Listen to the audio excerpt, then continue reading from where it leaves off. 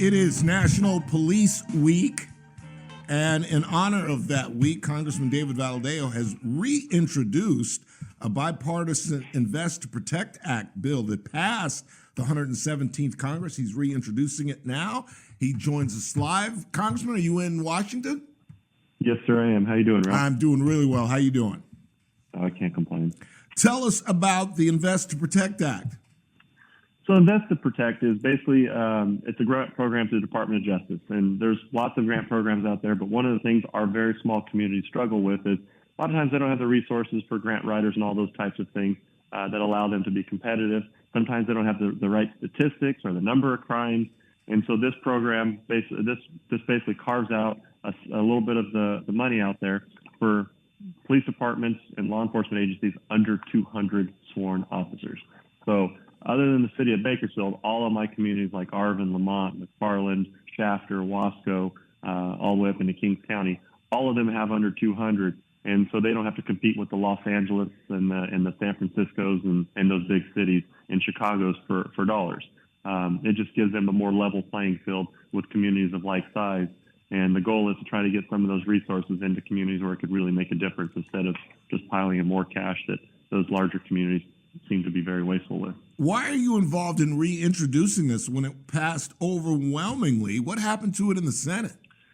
Well, what happened last time was the Senate passed one that was for 200 officers, and the House passed one that was for 125 officers, and we never got it to conference. Both houses passed different legislation, and as you know, to get legislation to the president's desk, it has to be identical, and we never got to conference where we combined the two bills.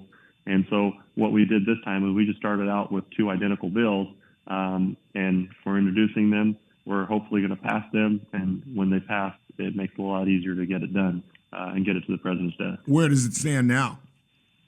Well, we just introduced it, so it'll get once they tell us exactly what committees it's going to go to. We'll hopefully get it through committee relatively quick and get it to the floor, and hopefully the Senate acts quickly, and we can see this become law soon. Yeah. One of the real positives in this, and I think, is the fact that it provides grants for mental health services. And I think, particularly in wake of yet another mass shooting today, I just think that is incredibly important. No, and the mental health thing, that's an issue that needs to get addressed. I mean, obviously there's legislation out there like the bill that was passed last Congress that helps address some of that with mental health and the way it works in background checks. But you saw a situation that also happened in Virginia with Jerry Connolly's office where a gentleman walked in with a bat and started beating his staff. Yeah. And so we all know that there's a problem with mental health. And it's not, and that's the problem with what happens in our country. We're putting a lot of weight and a lot of pressure on police officers, and police officers are trained. They go through a lot of training to get to the point where they're at, but they can't be experts in all things. And we have to have the resources that are with our county level or our city level to have the tools and the folks that can work with the mental health cases. I know Kern County's got a nice program where they can have folks traveling around with the Bakersfield PD to try to help with some of these cases, but a lot of our smaller communities do not have those programs available to them, and we need to try to find avenues for that to happen, because just allowing it to the point where they're either living on the streets, all drugged out, right, or committing the types of crimes that we're seeing is a huge problem for us. Absolutely. We're speaking with Congressman David Valadao of the 22nd District. We're also having a problem here just getting police officers. We've added incredible incentives just to hire police officers and sheriff deputies. Your district is beyond Bakersfield. Are you having those same issues in other communities in your district? Yes, all the communities are struggling. I mean, obviously, during that big push to defund the police that the left was pushing, you saw a lot of folks not want to go in that direction. You saw a huge downturn in the number of people going through the academies. I talked to some of my folks at the different academies around the valley, and even just their enrollment, some of their enrollments were cut in half, and we need to get those numbers back up.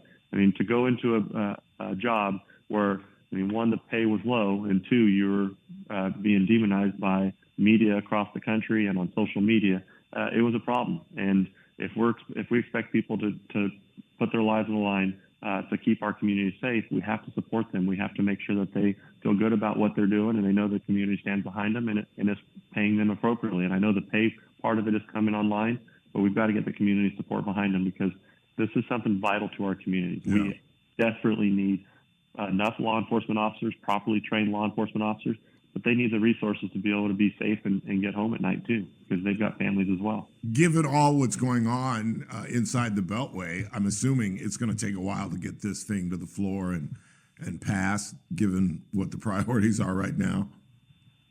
Well, there's on a bills like this that are overwhelmingly supported, you do have the ability to pass them on suspension votes. And if you can, suspension vote is something that we call where it goes a little bit faster through the process. You don't have as much debate because basically 66% of members support it, and you bypass the rules and you go straight to the floor. We vote on it, and if enough members support it, it's a thing that we can do. And this is one that is a candidate for that. I don't know the exact whip count right now, but I assume it's a candidate for that type of process, and we could probably move it pretty quickly. Yeah. Speaking of whip, when you have a bill like this and you feel like you've got overwhelming support in the House, do you ever talk with senators or with Mitch McConnell and have a sense of the feeling in the Senate?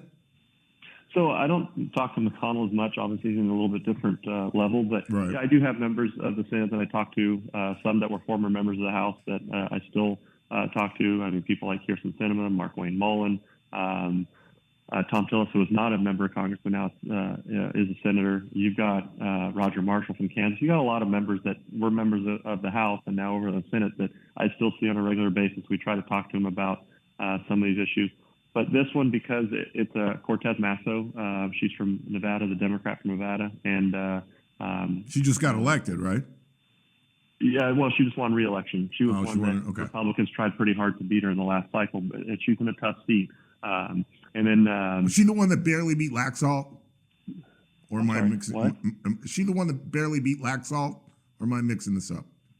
Oh, I can't remember the name of the Republican candidate we had on there, but it was one that we had a tough race on. Yeah. And then Grassley is the chair of Judiciary, and he's also the co-author on the Senate version of this bill. Yeah. So you got a pretty senior member on the Republican side, and you've got a good member on the Democrat side who are co-authors of the Senate version of this. I believe we'll get it moving. I think this is a bill that we can see become law. Yeah.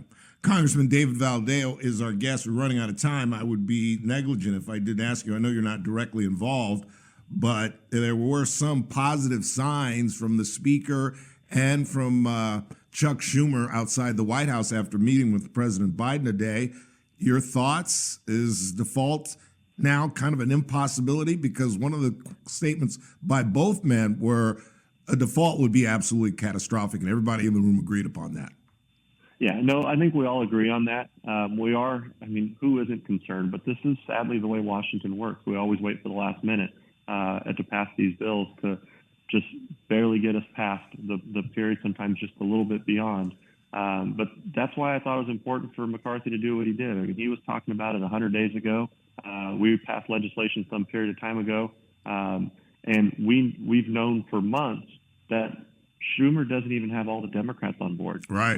For a clean debt ceiling. And the fact that he needs 60 votes, meaning Republicans and Democrats have to vote for it, he never had the vote. He was playing with a horrible hand in this poker game, and he played it and played it and played it. And I think he pushed the president into a really bad spot. And I think the president's concerned with his left flank. It puts him in an awkward spot. And hopefully they figure out quickly, and we can get to some negotiations that we can get some bipartisan support. I mean, I don't expect it to be the deal. I think Republicans have been saying it all along. This is our offer. Let's negotiate, meaning let's talk. Let's figure out where we can end up.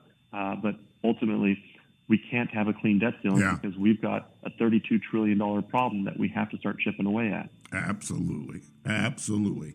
Well, good luck with the Invest to Protect Act. It's always great to talk to you. We appreciate you taking the time and coming on the program. Anytime. Thanks for having me. All right. Take care, sir.